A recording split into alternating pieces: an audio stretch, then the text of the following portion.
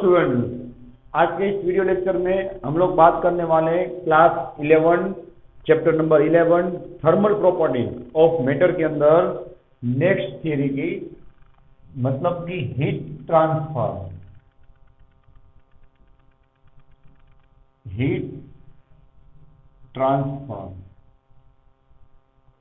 Last lecture में हम लोगों ने लेटेंट हीट के बारे में बात की थी। लेटेंट हीट मतलब क्या होना भाई? तो जब आप लोग उसका स्टेट ट्रांसफॉर्मेशन कर रहे हो, उस दौरान जो आप लोग उसे हीट प्रोवाइड कर रहे हो, उसका स्टेट बदलने के लिए उसी हीट को आप लोग क्या बोलोगे? लेटेंट हीट बोलोगे। हम लोगों ने वहां पे बात की थी कि अगर आप किसी भी बॉडी को हीट प्रोवाइड कर रहे हो, वहां पे आप लोगों को दो चीजें देखने मिलेंगी, या तो उसका टेम्परेचर चेंज होगा या तो उसका स्टेट ट्रांसफॉर्म होगा, उसकी अवस्था बदलेगी। रेडी? तो लेटेंट हीट के लिए आप लोगों को कौन सा कंसेप्ट अप्लाई करना होगा? उसकी जो अवस्था बदलेगी उस कंसेप्ट पे आपको चलना होगा।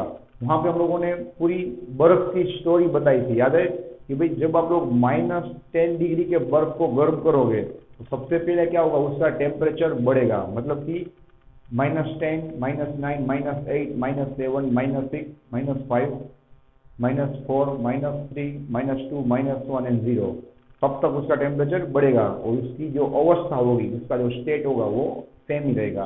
फिर आप लोग उसे गर्म करोगे तो क्या होगा? तो उसका जो टेम्परेचर होगा वो कांस्टेंट हो जाएगा, कितना? 0 डिग्री, और वो बर्फ पिघलता जाएगा, मतलब कि उसकी अवस्था बदलेगी। रेडी? जब तक उसकी अवस्था बदलेगी तब तक आप जो हीट प्रोवाइड करोगे वो कहाँ पे जाएगी भाई? उसकी अवस्था बदलने में जाएगी, उसका टेम्परेचर 0 का 0 ही रहेगा। फिर हम लोगों ने बात की थी भाई जब पूरा बर्फ पिघल जाएगा फिर आपको लोग उसे हीट प्रोवाइड करोगे तो उसका टेम्परेचर क्या करेगा? 0 से लेके 100 तक बदलेगा। उस दौरान उसकी अवस्था लिक्विड ही रहेगी, सेम ही रहेगी। फिर आप लोग 100 डिग्री से आगे उसे गर्म करोगे तो क्या होगा भाई? उसका हीट ट्रांसफॉर्मेशन होगा, या तो उसका स्टेट ट्रांसफॉर्मेशन होगा, और वो लिक्विड से गैस या तो लिक्विड से स्टीम में कन्वर्ट होता जाएगा। और जब तक वाटर लिक्विड से गैस में कन्वर्ट होता जाएगा तब तक उसका टेम्परेचर अगेन क्या हो जाएगा? कांस्टेंट, मतलब कितना? 100 डिग्री सेल्सियस जितना कांस्टेंट हो जाएगा और उसकी अवस्था बदलेगी। फिर लास्ट में पूरे का पूरा जब पानी स्टीम या तो गैस में कन्वर्ट हो जाएगा, फिर क्या होगा? आप लोग और भी हीट उसे प्रोवाइड करोगे तो फिर उसका टेम्परेचर 100 डिग्री से बढ़ेगा, 101, 102 एंड एटसेट्रा। ओके, तो यहाँ पे हम लोगों ने लास्ट में उसकी डेफिनेशन और उसका इक्वेशन बनाया था, Q = ml। रेडी? तो मैंने आपको बताया था भाई अगर किसी भी बॉडी का, ध्यान रखना, किसी भी बॉडी का स्टेट चेंज हो रहा है तो आप लोग Q = ml इक्वेशन अप्लाई करोगे, और किसी भी बॉडी का टेम्परेचर चेंज हो रहा है तो आप लोग Q = mc ΔT equation apply करोगे। इन दोनों इक्वेशन पे कई सारे एग्जांपल्स और एक्सरसाइज के सम आप लोग कैलकुलेट कर पाओगे। तो प्लीज आप लोग इस दोनों इक्वेशन के बीच का डिफरेंस याद रखिएगा कि आप लोगों को स्टेट चेंज करने की बात की जाए तो आप लोग Q = ml अप्लाई करोगे, और आप लोगों को टेम्परेचर डिफरेंस की बात की जाए तो आप लोग Q = mc ΔT वाला इक्वेशन अप्लाई करोगे। रेडी? तो जब -10 से 0 डिग्री टेम्परेचर होगा तो ΔT वाला इक्वेशन आएगा। फिर बर्फ उसकी सॉलिड अवस्था में से लिक्विड होगा, मतलब कि वो पिघलेगा, तब ये इक्वेशन आएगा। फिर से 0 से लेकर 100 तक टेम्परेचर बढ़ेगा तो ΔT वाला इक्वेशन आएगा। फिर जब पानी 100 डिग्री सेल्सियस में से स्टीम में कन्वर्ट होगा, मतलब कि गैस में कन्वर्ट होगा, तो उसकी अवस्था बढ़ेगी, उसका टेम्परेचर क्या होगा? कांस्टेंट होगा, तो ये इक्वेशन अप्लाई होगा। जहाँ पे अवस्था बदल रही है भाई वहां पे टेम्परेचर कांस्टेंट होगा, और टेम्परेचर कांस्टेंट होगा तो मेरे भाई आप लोग ΔT वाला इक्वेशन कैसे अप्लाई कर पाओगे? ΔT मतलब टेम्परेचर डिफरेंस। अब टेम्परेचर कांस्टेंट होगा तो टेम्परेचर डिफरेंस क्या आएगा? 0 आएगा। तो ये इक्वेशन आप लोग अप्लाई नहीं कर सकते। ठीक है, तो चलो भाई इतनी हम लोगों ने बात की थी, और हम लोगों ने Q = ml वाला इक्वेशन वहां पे उसकी डेफिनेशन की मदद से बनाया था। रेडी? चलो भाई, मैंने आपको बताया था कि यहाँ पे हम लोगों ने इस चैप्टर का 50% या तो बोल सकते हो एक पार्ट कंप्लीट कर दिया। अब हम लोग दूसरा पार्ट शुरू करने वाले हैं जिसको हम बोलेंगे हीट ट्रांसफर। रेडी? तो यहाँ से पूरी नई चीज आप लोग पढ़ने वाले हो। चलो भाई, हीट ट्रांसफर मतलब क्या होता है आप सभी को पता है। अभी हम लोगों ने रिवीजन किया कि भाई जब किसी भी बॉडी के दो अलग अलग पार्ट के बीच में टेम्परेचर डिफरेंस होगा तो वहां पे क्या होगा, हीट का ट्रांसफर होगा। तो हम लोग वहीं से इस थ्योरी को शुरू करने वाले हैं।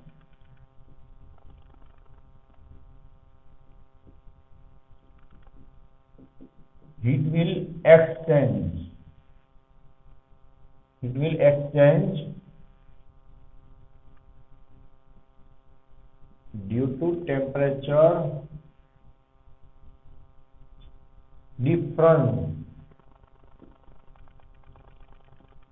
is called heat transfer. एकदम कॉमन सेंस की बात है भाई कि अगर दोनों साइड या तो दोनों पार्ट के अंदर टेम्परेचर सेम होगा तो हीट का ट्रांसफर नहीं होगा भाई। ऑलवेज हीट का ट्रांसफर कहाँ से कहाँ होगा, हॉट पार्ट से कोल्ड पार्ट की ओर होगा। क्योंकि जो ज्यादा गर्म भाग पार्ट होगा वहां से हीट कम गर्म मतलब कि ठंडे पार्ट की ओर आगे बढ़ेगी। तो वहां पे टेम्परेचर का डिफरेंस होना जरूरी है। रेडी, चलो भाई अब मोस्ट टाइम की पॉइंट आएगा। There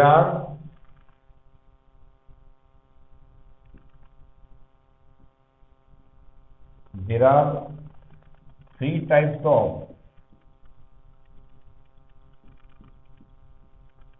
there are three types of heat transfer. Really, there are three types of heat transfer. The first one is जो आज हम लोग पढ़ने वाले हैं, फर्स्ट पार्ट उसका हीट कंडक्शन। हीट कंडक्शन, ये हीट कंडक्शन हम लोगों को कहां पे देखने मिलेगा भाई,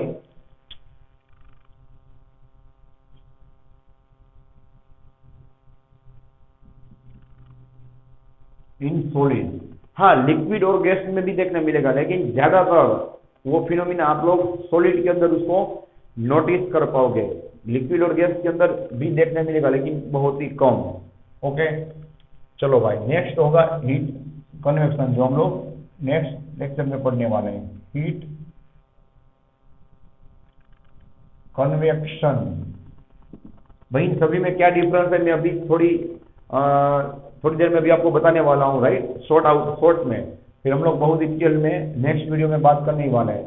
चलो यहाँ पे क्या होगा, इन फ्लूइड्स, भाई खास ध्यान रखना, फ्लूइड्स मतलब क्या होगा, यहाँ पे लिक्विड और गैस दोनों आ जाएगा। मतलब कि हीट कन्वेक्शन आप लोगों को लिक्विड और गैस दोनों में देखने मिलेगा, लिक्विड में आप लोगों को ज्यादा देखने मिलेगा। ठीक है, चलो भाई थर्ड होगा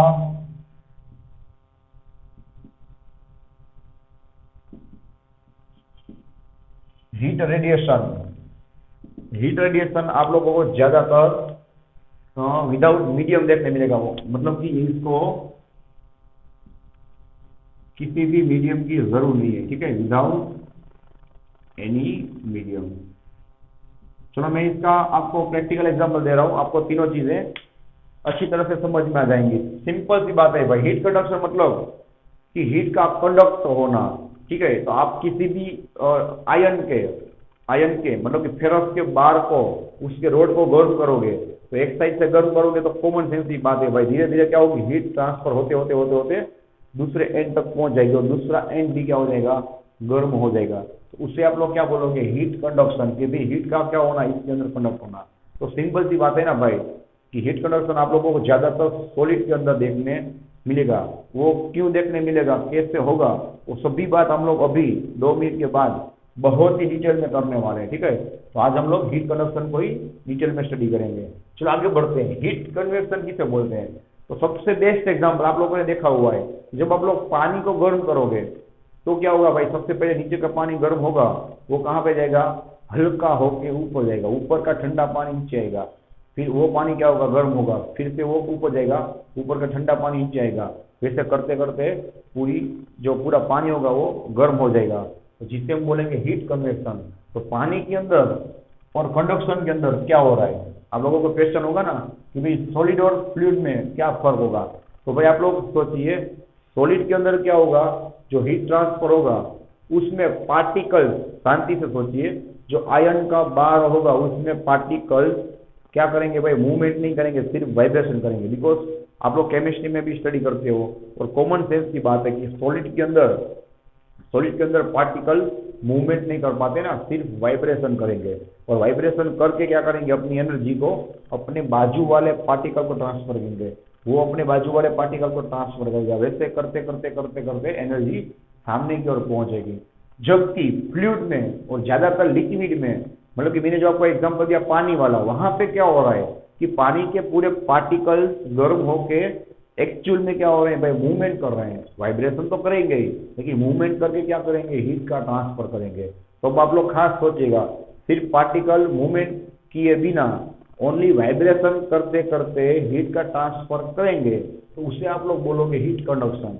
अगर एक्चुअल में पार्टिकल मूवमेंट करके एक जगह से दूसरी जगह पे जाएगा और हीट का ट्रांसफर करेगा, तो इसे आप लोग बोलोगे हीट कन्वेक्शन।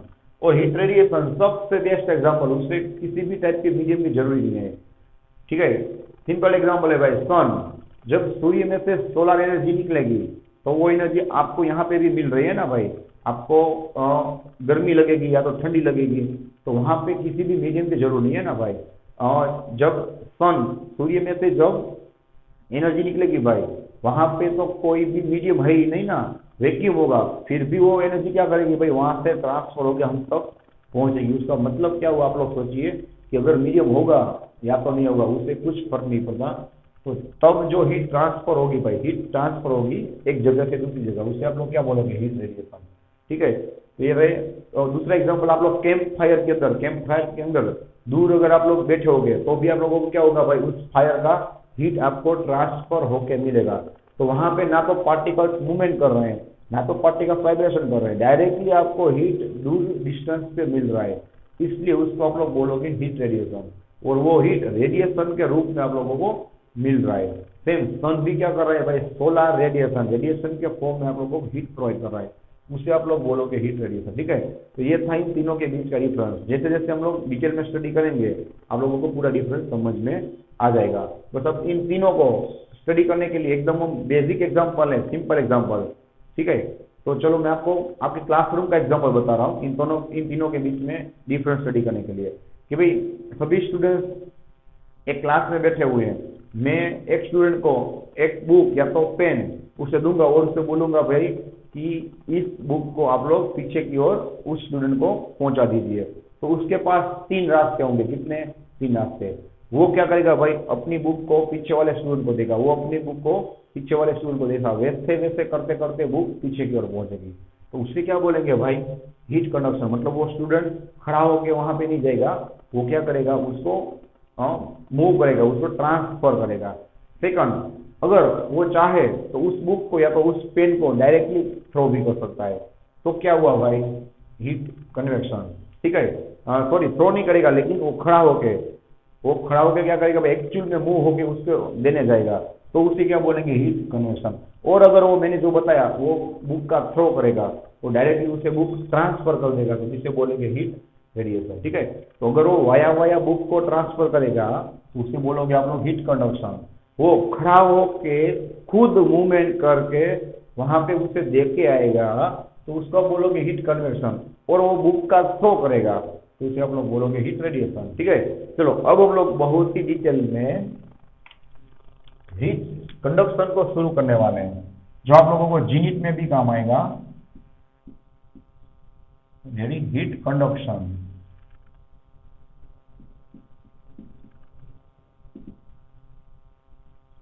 तो इसका स्टार्टिंग हम लोग इसकी डेफिनेशन से करते हैं। हीट कंडक्शन क्या होगा, मैंने आपको बताया कि वाया क्या होंगे कि भाई पार्टिकल मूवमेंट नहीं करेंगे, वाइब्रेशन करके हीट को एक जगह से दूसरी जगह पे पहुंचाएंगे, ठीक है। चलो भाई इसका हम लोग डेफिनेशन लिखेंगे। The transfer of heat, the transfer of heat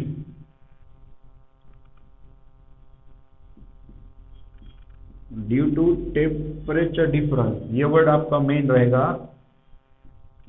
due to temperature difference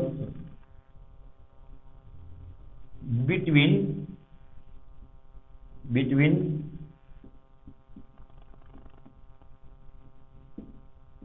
adjacent, or you can say neighboring particles. Adjacent, or you can say neighboring part. Ready? Between adjacent parts is called heat conduction. चलो भाई, आप लोगों को एक ही चीज पे main तो focus करना होगा. कौन सी चीज? Due to temperature difference. के टेम्परेचर में डिफरेंस आएगा, उसकी वजह से क्या होगा, उसके अंदर उसके एडजेसेंट पार्ट के बीच में जो हीट का क्या होगा, ट्रांसफर होगा. उस हीट के ट्रांसफर को आप लोग बोलोगे हीट कंडक्शन. चलो, अब बाकी टेक्स्ट बुक में यहाँ से पूरी डिटेल में नहीं बताया हुआ है कि भाई अंदर क्या होता होगा, तो मैं यहाँ पे आपको पूरी जो डिटेल होगी वो मैं आपको स्मार्ट चार्ट की मदद से आपको बताऊंगा हर वक्त की तरह. ठीक है, कि भाई अंदर क्या प्रोसेस हो रही है. तो चलो हम लोग स्टार्ट करते हैं भाई.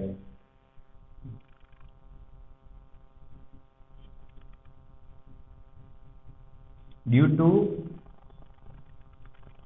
हीट प्रोवाइड है. चलो भाई, आप लोग जब बॉडी को हीट प्रोवाइड करोगे तो क्या होगा? Due to heat provided,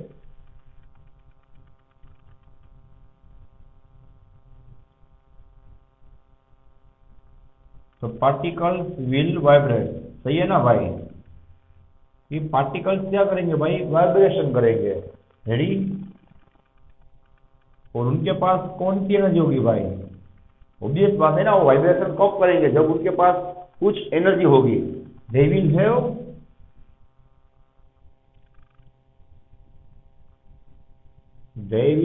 vibrational kinetic energy. उनके पास वाइब्रेशन की फॉर्म में काइनेटिक एनर्जी होगी. नाम वैसा काम है भाई. सिंपल सी बात है ना, काइनेटिक एनर्जी होगी तो वो वेलोसिटी के साथ कुछ वाइब्रेशन करेंगे. मूवमेंट तो नहीं कर पाएंगे ना, बिकॉज हीट कंडक्शन तो आप लोगों को ज्यादातर मैंने यहाँ पे लिख के बताया हुआ है, सॉलिड में दिखने मिलेगा. सॉलिड में पार्टिकल मूवमेंट तो हो नहीं सकता. पार्टिकल सिर्फ अपनी पोजीशन के अबाउट क्या कर सकेंगे? ओनली वाइब्रेशन कर सकते हैं. ठीक है, they will have vibrational kinetic energy. अब क्या होगा भाई? Next step, due to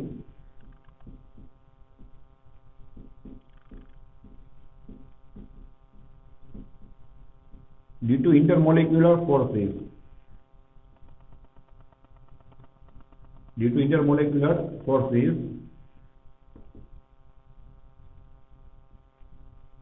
This energy will be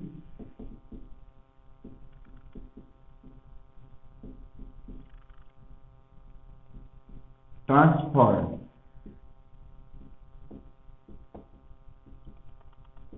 to adjacent particles. Simple सी बात है ना भाई. अब जिस स्टूडेंट के पास वाइब्रेशन काइनेटिक एनर्जी होगा, जिस पार्टिकल के पास, यही चीज मैं आपको स्टूडेंट के फॉर्म में भी बता रहा हूँ. ठीक है, जिस पार्टिकल के पास वाइब्रेशन एनर्जी होगा भाई, वो क्या करेगा? Due to intermolecular forces. ध्यान रखना भाई, आपको भी पता है, केमिस्ट्री में भी आप लोग पढ़ रहे हो कि भाई हर एक पार्टिकल के बीच में इंटरमोलिकुलर फोर्स तो होगा ही. तो वो क्या करेगा भाई? दूसरे पार्टिकल को भी वाइब्रेशन करेगा. खुद वाइब्रेशन होगा तो दूसरे पार्टिकल को भी क्या करेगा? ये वाइब्रेशन होगा तो दूसरे पार्टिकल को भी वाइब्रेट करेगा. सेम चीज आप लोग सोच सकते हो स्टूडेंट के फॉर्म में, कि अगर मैं एक स्टूडेंट को धक्का दूंगा भाई, 3 स्टूडेंट आजू बाजू में बैठे होंगे, तो मैं एक स्टूडेंट को धक्का दूंगा तो क्या होगा भाई? कि उस स्टूडेंट को जो मेरा धक्का लगेगा, मेरी जो एनर्जी ट्रांसफर होगी भाई, वो एनर्जी वो क्या करेगा? अपने बाजू वाले को ट्रांसफर करेगा. वो अपनी एनर्जी अपने बाजू वाले को ट्रांसफर करेगा. तो फाइनली होगा क्या भाई? मेरी एनर्जी इस पार्टिकल से लास्ट पार्टिकल तक वाइब्रेशन की मदद से, या तो उनके बीच के इंटरमोलिकुलर फोर्सेस के मदद से वहां तक पहुंच जाएगी. सिंपल सी बात है भाई. तो यही रीजन है कि क्या होगा? हीट कंडक्शन होगा. यानी will be transfer to the adjacent part. In this way heat energy will be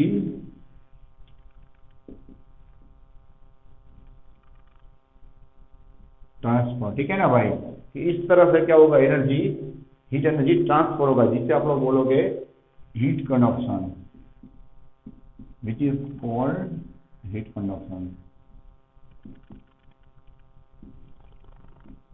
ready? मतलब कि हीट का क्या होना? कंडक्ट होना. ठीक है। चलो भाई, अब हम लोग नेक्स्ट बात करेंगे इसके इक्वेशन की ओर कि भाई एक्चुअल में क्या हो रहा है। चलो खास ध्यान रखना भाई, हम लोग एक बॉक्स बनाएंगे जिसको आप लोग बोलोगे हाँ हीट रिजर्वर। ठीक है, दोनों ओर आप लोग एक बॉक्स बनाओगे। चलो यहाँ पे मैं आपको लिख के बता रहा हूँ, it is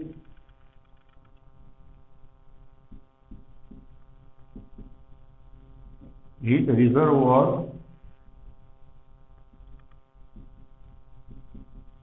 at high temperature.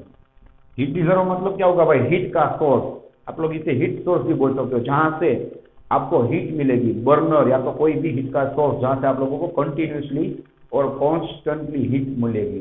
ठीक है, और यहाँ पे होगा दूसरा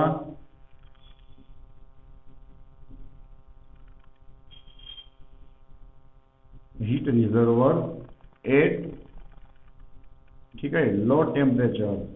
अब दूसरा क्या करेगा भाई, ये चारों ओर से क्या होगा भाई, एकदम आइसोलेट होगा। आइसोलेट मतलब क्या होगा, मैंने आपको बताया था कि इसकी मदद से क्या होगा भाई, कहीं से भी एनर्जी थोड़ा भी लॉस नहीं होना चाहिए। ठीक है, तो इस पूरे सिस्टम को हम लोग क्या कर देंगे भाई, आइसोलेट कर देंगे। ठीक है, ये पूरी सिस्टम क्या होगी भाई, आइसोलेट होगी, मतलब कि एनर्जी का कहीं पे भी लॉस नहीं होगा। वेरी, चलो अब इसके बीच में आप लोग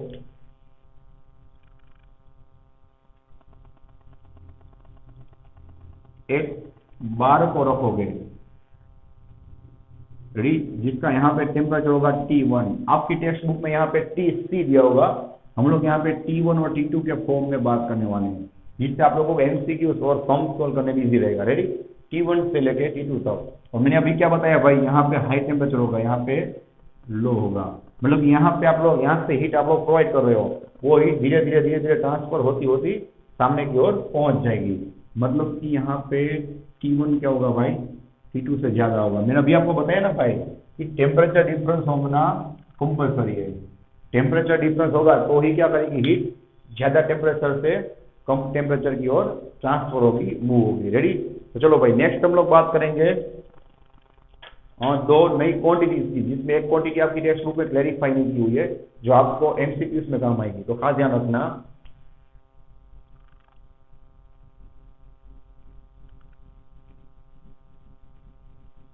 the heat transfer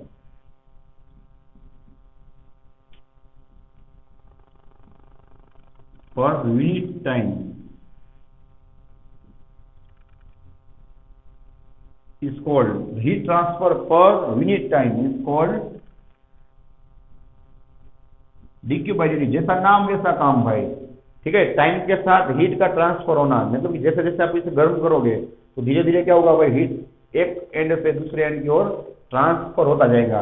right, is equal to, is called, जिसे आप लोग बोलोगे भाई, ध्यान रखना, हीट करंट। रेडी, चलो एक डेफिनेशन हो गया भाई कि टाइम के साथ हीट का ट्रांसफर होना, जिसे आप बोलोगे हीट का करंट। अब आप लोग कुछ सोचिए, 10th स्टैंडर्ड के अंदर आप लोगों ने इलेक्ट्रिक करंट स्टडी किया था, जो आप लोग अगेन 12th में स्टडी करने वाले हो। तो वहां पे याद कीजिए, आप लोग चार्ज के लिए एक इक्वेशन लिखते थे भाई, electric current is equal to electric charge upon time.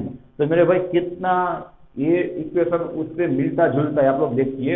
वहां पे इलेक्ट्रिक करंट था, यहाँ पे हीट करंट था। इलेक्ट्रिक करंट तब पास होगा जब दोनों एंड पे वोल्टेज अलग अलग होंगे, तो ही इलेक्ट्रॉन पास होगा।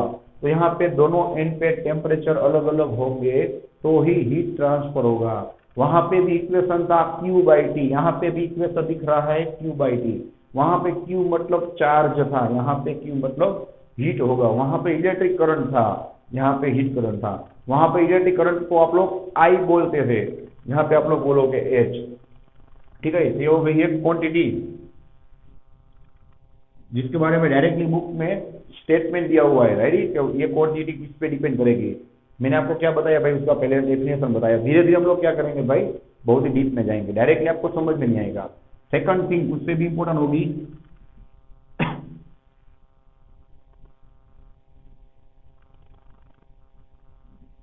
the change in temperature, or you can say the difference in temperature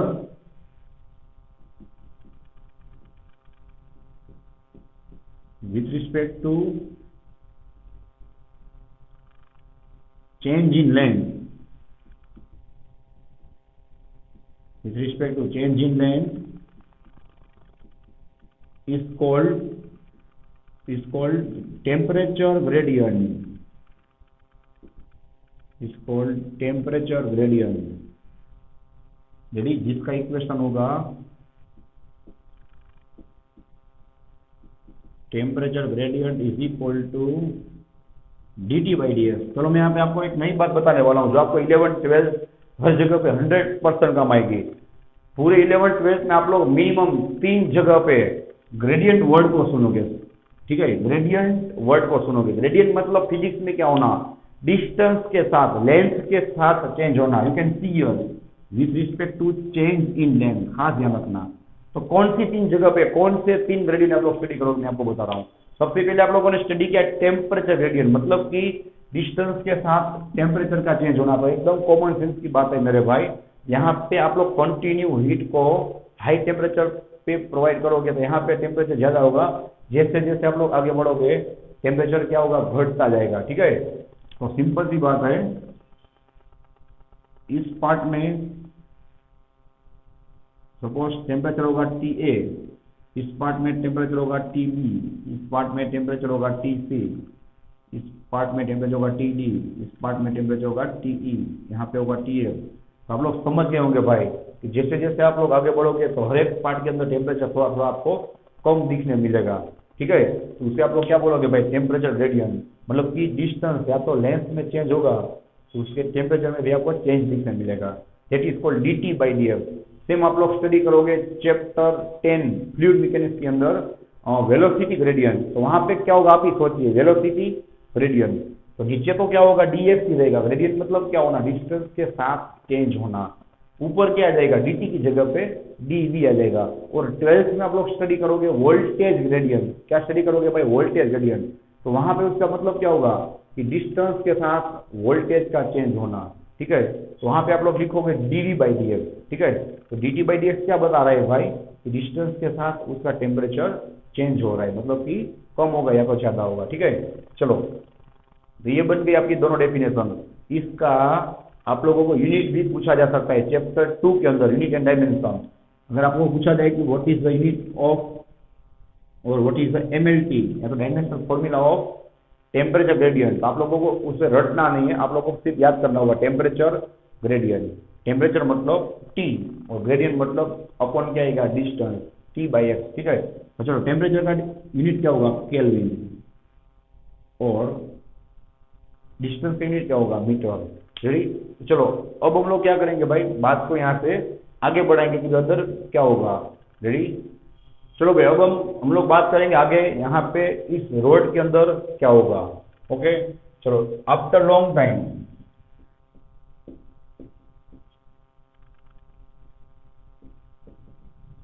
after long time in road dq by dt and dt by df will become steady, या तो आप लोग बोल सकते हो कॉन्स्टेंट। भाई खास ध्यान रखना, यहाँ पे आप लोगों को डाउट होना चाहिए, क्वेश्चन होना चाहिए कि भाई यहाँ पे स्टेडी कॉन्स्टेंट आएगा या सेम आएगा। ऑलमोस्ट स्टूडेंट इसे क्या लिखेंगे, या तो समझेंगे मेरे भाई सेम। यहाँ पे सेम नहीं लिखा हुआ है। dq बाई dt और dt बाई df थोड़े टाइम बाद, मतलब कि कुछ टाइम बाद क्या हो जाएगा भाई, स्टेडी कांस्टेंट हो जाएगा। मतलब कि जितना हीट इसे यहाँ से मिलेगा उतना ही हीट क्या वो क्या करेगा, अपने बाजू वाले को ट्रांसफर करेगा। वो क्या करेगा, उतना ही उसके बाजू वाले को ट्रांसफर करेगा, ठीक है। सेम यहाँ पे नहीं लिखा हुआ है, सेम थोड़ी ना होगा। यहाँ से आप लोग इससे हीट प्रोवाइड कर रहे हो तो ये पार्ट क्या होगा, सबसे ज्यादा गर्म होगा। जैसे जैसे आगे बढ़ोगे भाई क्या होता जाएगा भाई, उसका टेम्परेचर धीरे धीरे घटता जाएगा। तो यहाँ पे क्या लिखा हुआ है, टाइम के साथ जो हीट का ट्रांसफर हो रहा है और डिस्टेंस के साथ जो उसका टेम्परेचर आपको डिफरेंस मिल रहा है वो क्या हो जाएगा, वो सेम हो जाएगा। यहाँ पे ध्यान रखना, स्टेडी या तो कांस्टेंट लिखा हुआ है, जो स्टेडी मतलब कि कांस्टेंट रहेगा, फिर वो चेंज नहीं होगा। रेडी। मैं आपको यहाँ पे आपको लिख के बता रहा हूँ। Means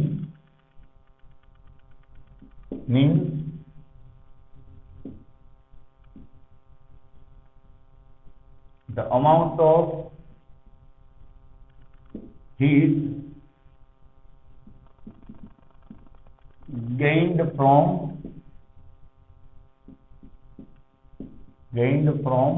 hot end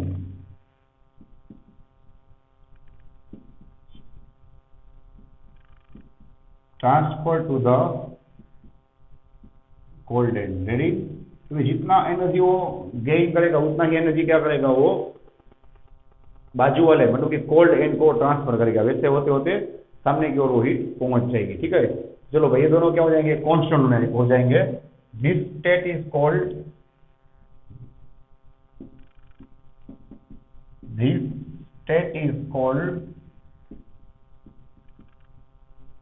thermal steady state. ठीक है, अब क्या हो जाएगा भाई, ये पूरा बार थर्मल स्टेडी स्टेट में आपको दिखने मिलेगा। तो ये सब चीजें आप लोगों को एमसीक्यू या तो सम सोल्व करने में काम आएंगी भाई। थर्मल स्टेडी स्टेट मतलब क्या होगा कि कुछ टाइम के बाद हर एक पार्ट के अंदर dt बाई डी एक्स और dq बाई dt क्या हो जाएगा भाई, कांस्टेंट हो जाएगा। सेम नहीं बोला मैंने आपको, कांस्टेंट हो जाएगा। मतलब कि मैं आपको डेमो बता रहा हूँ। चलो, इस पार्ट का temperature suppose for example 20 degree होगा। ठीक है, बाजू वाले पार्ट का टेम्परेचर फॉर एग्जाम्पल यहाँ इसका टेम्परेचर मैंने क्या बताया भाई, सपोज 10 डिग्री होगा। सपोज बाजू वाले पार्ट का टेम्परेचर क्या होगा, 8 डिग्री होगा। तो इन दोनों के बीच में डिफरेंस कितना आएगा, 10 माइनस 8 2 डिग्री आएगा। तो वो क्या हो जाएगा भाई, डिफरेंस सेम ही रहेगा जब तक आप लोग यहाँ पे कांस्टेंट हीट प्रोवाइड करोगे। तो वो डिफरेंस क्या होगा, डिस्टेंस के साथ कांस्टेंट हो जाएगा, सेम हो जाएगा। ठीक है, क्यों भाई, तो जितनी हीट इसे मिलेगी वो क्या करेगा, बाजू की ओर ट्रांसफर कर देगा। ठीक है, चलो अब हम लोग क्या करने वाले हैं भाई, उसका इक्वेशन बनाएंगे। तो भाई ये इक्वेशन याद रखना भाई, डेरिवेशन की मदद से नहीं लेकिन एक्सपेरिमेंट की मदद से आपको देखने मिलेगा। यहाँ पे मैं क्लियरली लिख रहा हूँ एक्सपेरिमेंटली, यहाँ पे मैंने क्लियर बताया हुआ है भाई, एक्सपेरिमेंटली क्या दिखने मिला। तो अब हम लोग बात करेंगे एक्सपेरिमेंटली dq बाई dt, जिसे हम लोग बोलेंगे भाई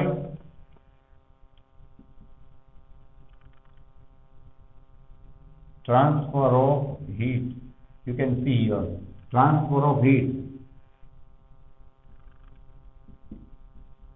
per unit time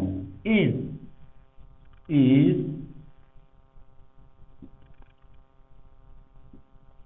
directly proportional to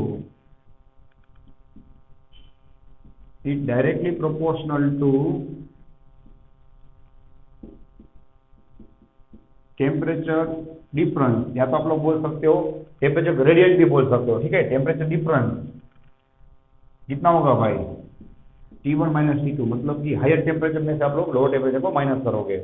ठीक है, cross sectional area A and, चलो मैं सबसे पहले इन दोनों चीज को मैं आप प्रैक्टिकली आपको बता रहा हूँ। सिंपल सी बात है भाई कि कितना हीट टाइम के साथ ट्रांसफर होगा। थोड़ा सोचिए आप लोग प्रैक्टिकली, टाइम के साथ हीट का ट्रांसफर होना मतलब कि कम टाइम में ज्यादा हीट ट्रांसफर होगा या तो ज्यादा टाइम में कम हीट ट्रांसफर होगा। वो किस पे डिपेंड करेगा, तो कॉमन सेंस की बात है भाई, टेम्परेचर डिफरेंस पे। जितना यहाँ पे आप लोग टेम्परेचर डिफरेंस ज्यादा अप्लाई करोगे उतना ज्यादा हीट और ज्यादा फास्ट वो ट्रांसफर होगा। यहाँ पे अगर 50 डिग्री होगा सामने की ओर 0 होगा, और दूसरे केस में यहाँ पे 100 होगा और सामने 0 होगा, तो क्या होगा भाई, दूसरे केस में ज्यादा स्पीड से हीट का ट्रांसफर होगा। तो उसके टेम्परेचर डिफरेंस पे डिपेंड करेगा, फिर उसके क्रॉस सेक्शनल एरिया पे डिपेंड करेगा, जो भी मैं आपको प्रैक्टिकली बता रहा हूँ भाई। यहाँ पे आप लोग देख सकते हो उसका cross sectional area. Cross section मतलब फिजिक्स के अंदर क्या होना भाई, हीट का जहां से एंटर होना उसे आप लोग बोलोगे क्रॉस सेक्शनल एरिया। उससे हम आप लोग बोल सकते हो जहां से हीट का बाहर निकलना। ठीक है, तो फिजिक्स के अंदर क्रॉस सेक्शनल एरिया मतलब क्या होगा, समझ गए आप, जहां से हीट एंटर होगी और जहां से हीट बाहर निकलेगी उस फेज को आप लोग क्या बोलोगे भाई, उसका क्रॉस सेक्शनल एरिया। अगर यहाँ से हीट एंटर होगी, यहाँ से बाहर निकलेगी, तो ये दोनों क्या हो जाएंगे भाई, उसके क्रॉस सेक्शन एरिया हो जाएंगे। तो एकदम कॉमन सेंस की बात है भाई, जो इसका क्रॉस सेक्शन एरिया ज्यादा होगा तो ज्यादा हीट इसमें एंटर हो पाएगी, उसका क्रॉस सेक्शन एरिया कम होगा तो कम हीट उसमें एंटर हो पाएगी, इसलिए उस पर भी डिपेंड करेगा। तो उसको कैसे पता चला, तो उसने सेम रोड, मतलब कि दोनों रोड का मटेरियल लिया, सपोज कॉपर, तो दोनों कॉपर के रोड लिए, दोनों की लेंथ उसने सेम रखी, लेकिन दोनों का क्रॉस सेक्शन एरिया उसने अलग रखा, और देखा भाई कि जिसका क्रॉस सेक्शन एरिया ज्यादा था वहां पे उसे dq बाई dt क्या मिला, ज्यादा मिला, तो उसके प्रोपोर्शन में होगा। एंड इनवर्सली प्रोपोर्शनल टू, ध्यान रखना भाई, अब क्या होगा, and inversely proportional to length L. यहाँ पे भी एकदम कॉमन सेंस की बात है भाई कि लेंथ के वो इनवर्सली प्रोपोर्शनल होगा, मतलब कि उसने प्रैक्टिकल किया और आपको बताया।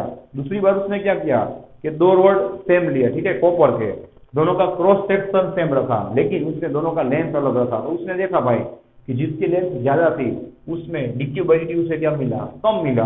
तो कॉमन सेंस है ना भाई, जितनी लंबी उसकी लेंथ होगी मटेरियल की, आपके वायर की या तो आपके रोड की, तो क्या होगा भाई, उसमें dq बाई dt आपको कम दिखने मिलेगा, मतलब कि वो क्या होगा, इनवर्सली प्रोपोर्शनल होगा। तो लेंथ के साथ इनवर्सली होगा, टेम्परेचर डिफरेंस और क्रॉस सेक्शन एरिया के साथ वो डायरेक्टली प्रोपोर्शनल होगा, ठीक है। तो यहाँ से आपको इक्वेशन मिलेगा dq बाई dt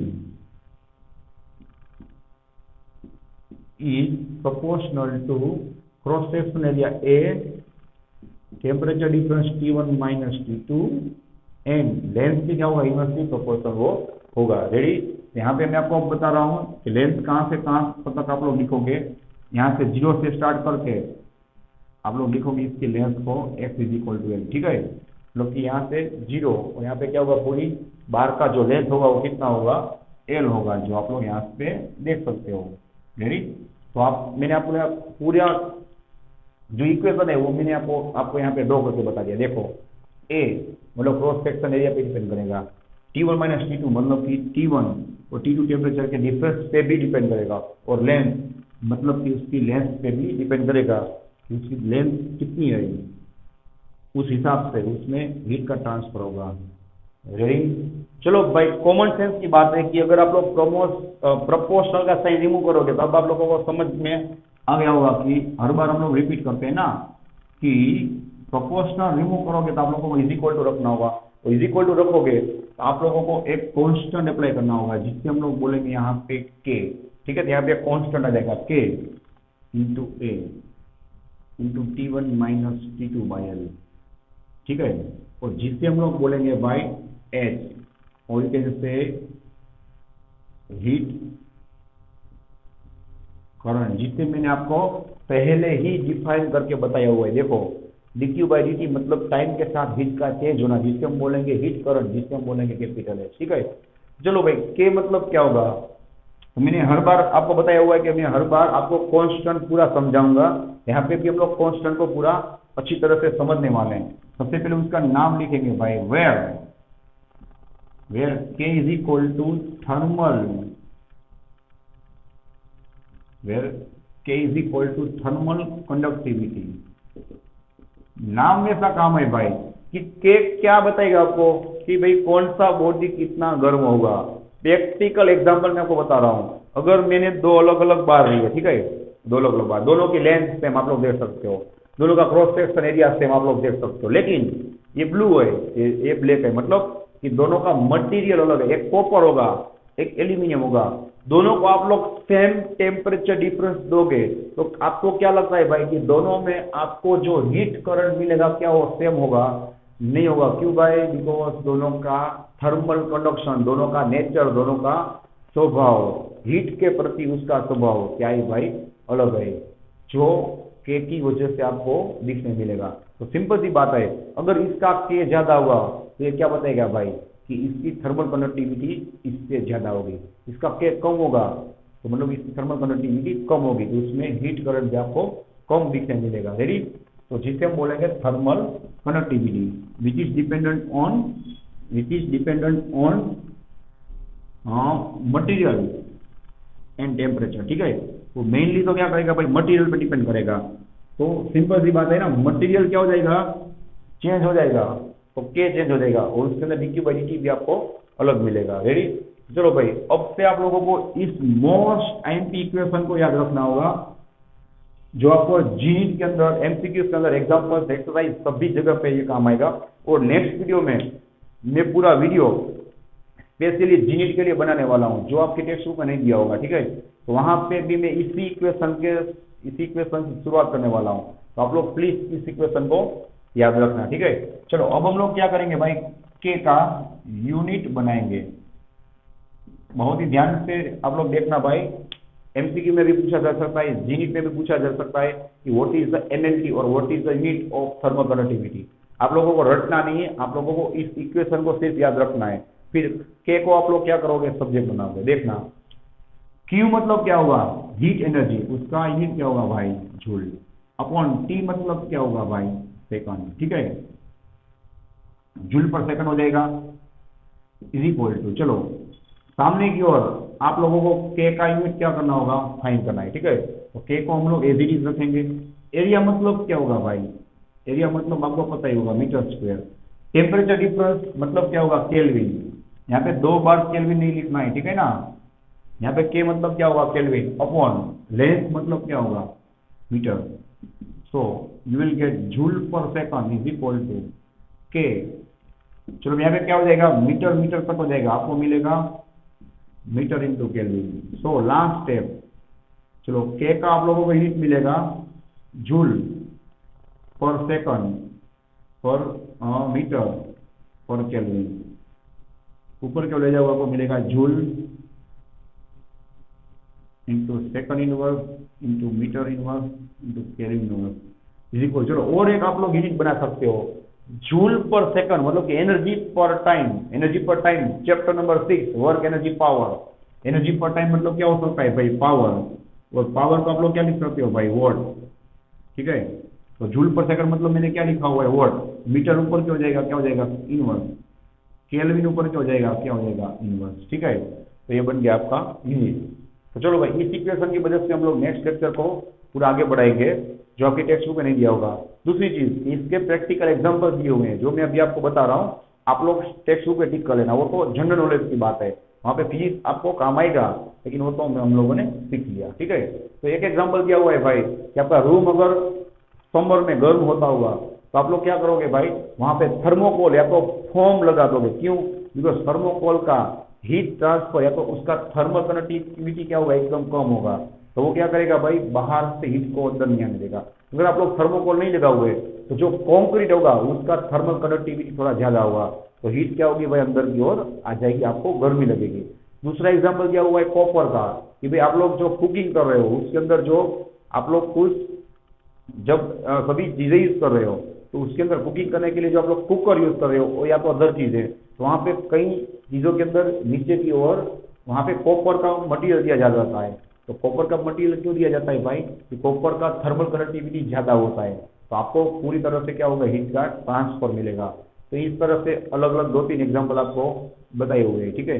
और भी एग्जाम्पल बताया हुआ है रेडिएटर का, मतलब कि थर्मल, या तो आप लोग बोल सकते हो कि भाई न्यूक्लियर रिएक्टर का। तो न्यूक्लियर रिएक्टर में आप लोगों को नॉलेज होगा ही, क्योंकि वहां पे तो बहुत सारा एनर्जी क्या होगा भाई, ट्रांसफर होगा या तो एनर्जी प्रोड्यूस होगा। तो वहां पे क्या होगा भाई, ओवर हीटिंग नहीं हो, ओवर हीटिंग मतलब ब्लास्ट ना हो, इसलिए क्या होता है कि आजू बाजू हीट ट्रांसफर मतलब हीट को एब्जॉर्ब कर सके, उस टाइप के मटेरियल रखे जाते हैं, ठीक है।